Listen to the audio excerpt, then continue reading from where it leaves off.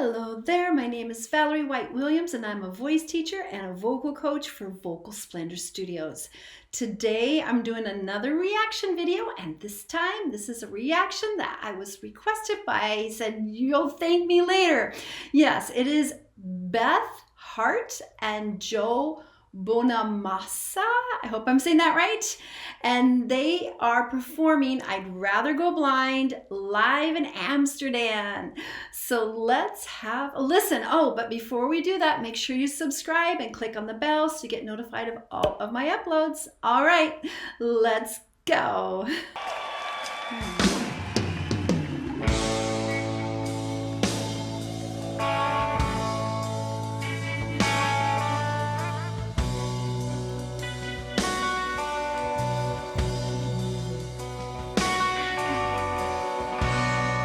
Looks like it's mid-gig here.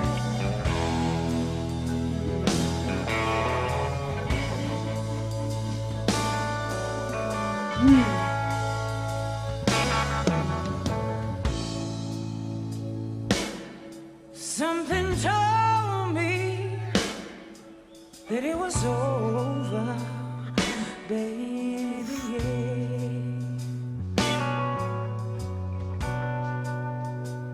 When I saw you and that girl, you're talking.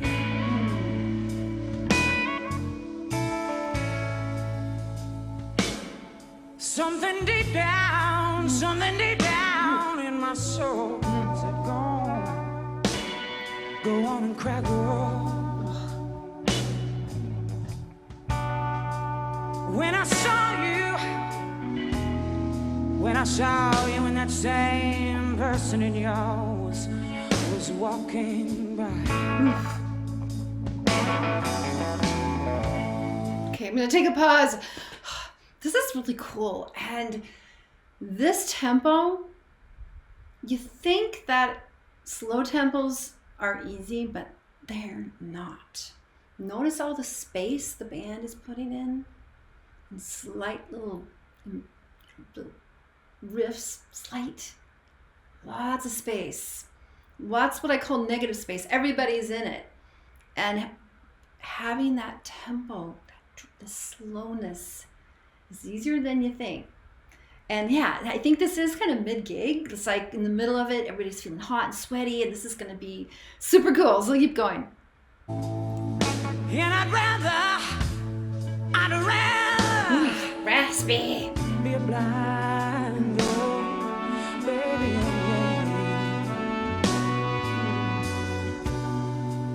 than to see you walk away from me, baby. Don't leave me. I don't want to see you go.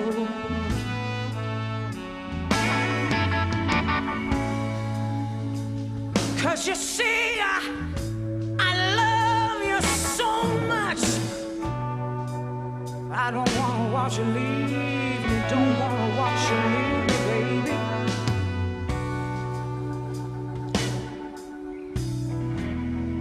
And another thing is, one more thing is, I just don't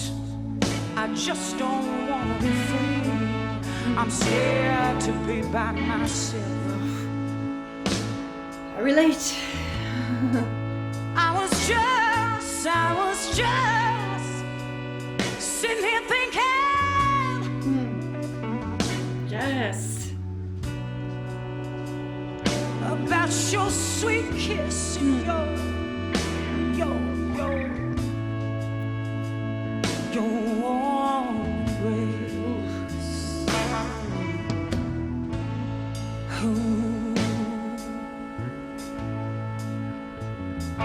Warm embrace.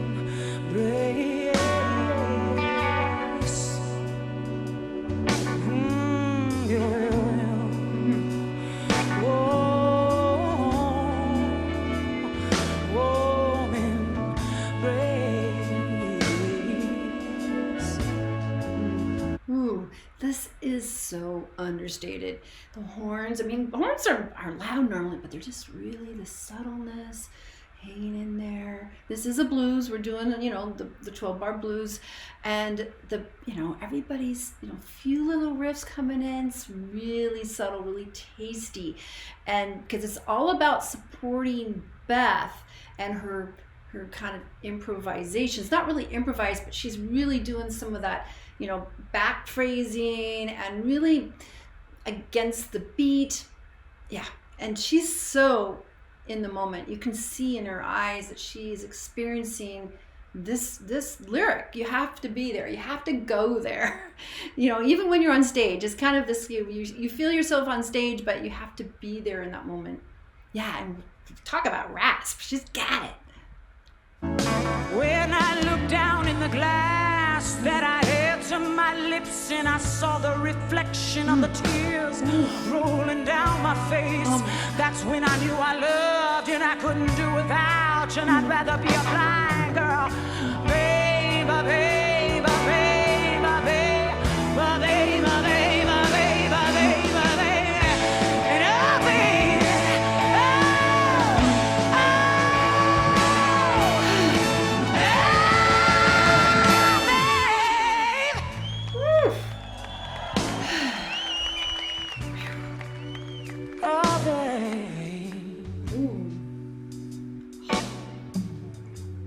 I was sitting up thinking about you.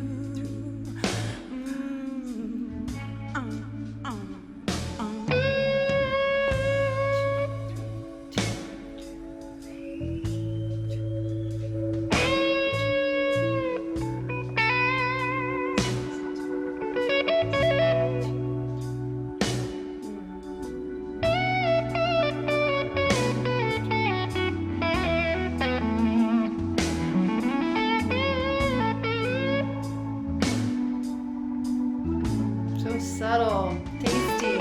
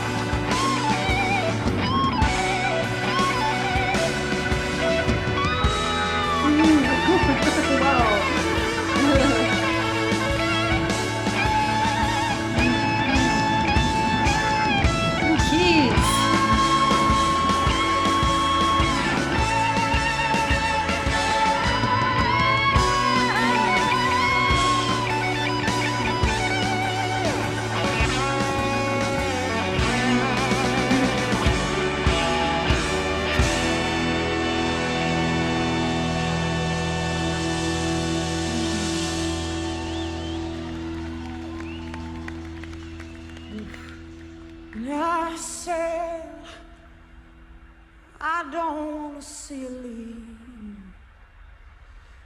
Please don't go. And oh, babe, no, babe, oh, babe, and I a blind girl. Something told me that it was over.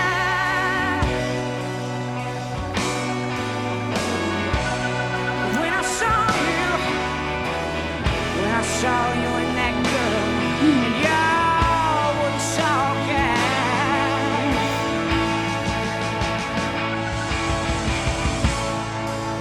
And something deep down in my soul said, go on and cry, girl. When I saw you and that girl, y'all were walking by.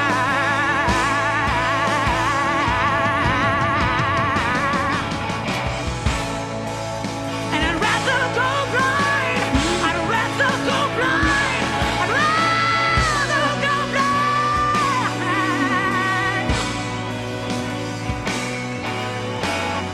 than to see you walk away.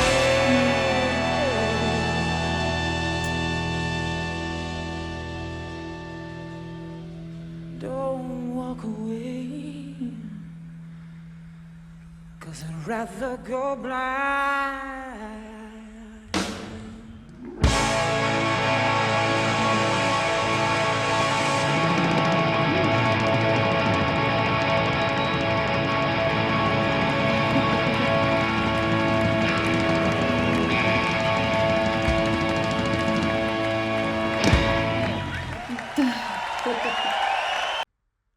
All right, that was quite a performance. Oh, amazing. Great duo, great band.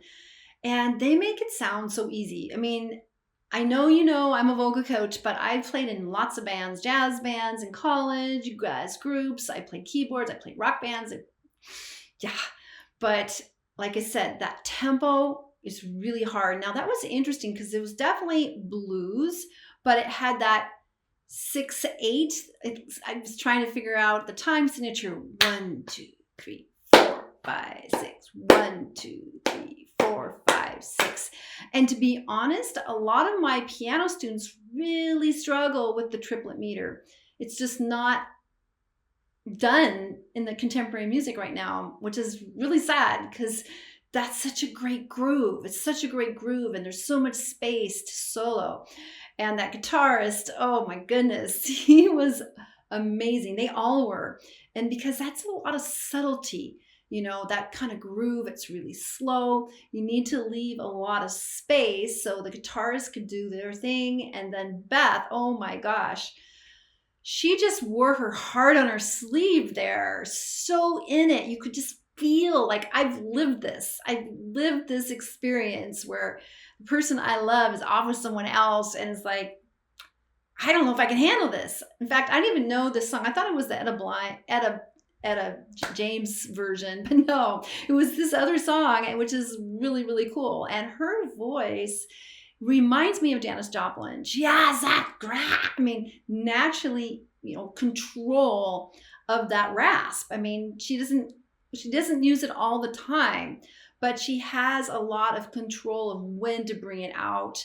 And again, kind of like Angelina Jordan, there's a lot of back phrasing and a lot of negative space. Not negative space. And not that she like planned it out, you know, because when I first started watching, I could tell it was a mid-gig. They were mid in the set, they've already been warmed up, they're doing the thing, and they're going to do this kind of almost a bump and grind feel. You know, and to keep that band steady, it's really tough because people want to either slow it down more or make it go quicker, but having that space is really key. And what she was doing is just doing a lot of kind of like, it's almost like preacher talk and just improvising, a lot of improvisations. There's a lot of, and I don't mean by improvisation like jazz, but just using different lyrics or using different notes. You know, there's a lot of freedom, because that's the thing about blues, is that blues are, when people start improvising to, as students, it's always going to start with the blues, because the blues, we all hear it. Even if you don't know you know it, you know it. And those chords, you know, it's just the 1, 4, 5, 7 chord. You know, that's what's going on in the blues. I mean, there's variations of blues, but definitely this was a huge blues. But that space, and then just her face, you could see that she just like, ugh, I can feel it. I'm feeling this emotion, and she's allowing herself to go in there, go there. I mean, that's the thing when you're an older singer, you have a lot more memories to pull out. And when I've seen really great jazz singers and blues singers, you can see sometimes their eyes roll back and they're like visualizing those experiences.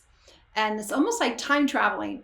You're time traveling, you're performing in this big stage, but you're also like bringing in these memories and feeling the feelings.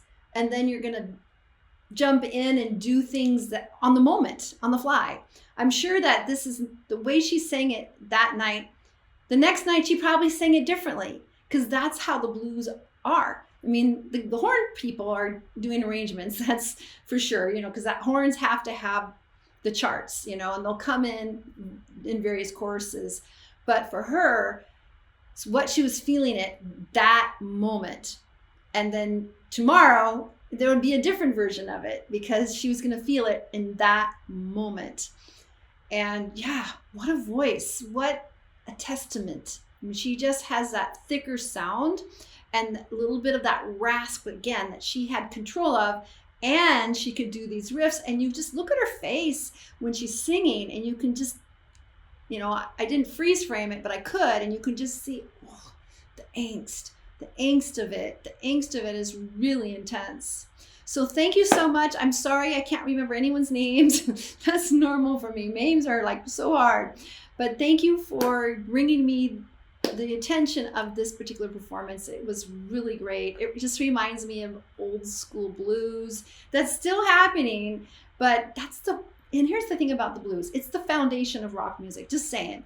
And the blues came from really Africa, and they came, you know, it's kind of been mysterious origins, but definitely it does come from Africa and the slaves, and it just kind of evolved. But early rock were all blues. Led Zeppelin, blues. Elvis Presley, blues. Even the early Beatles, blues. And there were, of course, the people of color, what we called race music back in the 40s and 50s. They were doing it before the rest of us were. So that's just that foundation. But the blues is the foundation of all rock, R&B, and everything. And that's what we heard today on this recording, is that really feeling that energy of the blues. And the blues is usually, you're thinking of things that aren't that happy. That's why they call it the blues. It's angsty. It's angsty, but it's just, you know, the foundation of contemporary music. It really is. So that was great. Thank you so much. And I just want to let you know, make sure you subscribe and click on the bell. And I'd love to hear more of Beth Hart or their duo. Really, really interesting. And yeah. So also I want to let you know my 2 free passion projects on Facebook. The first one is YouTube Success Strategies, and that's where I'm coaching people on how to make YouTube work for them, because it's not only about just making videos. And I also have a free PDF that I'm going to give you a link to. It's called Get Started on YouTube, and it tells you a bit more of what I'm talking about. The stuff that's not just making videos, but how to get your videos found. And then the other group is called Creative Soul Alignment, and that's for people who are spiritual and creative. And you know what? It's all of us. We are here to create a world that works for all of us, and we are all creative and spiritual with every decision you make. All right, take care, and I'll see you next time. Bye.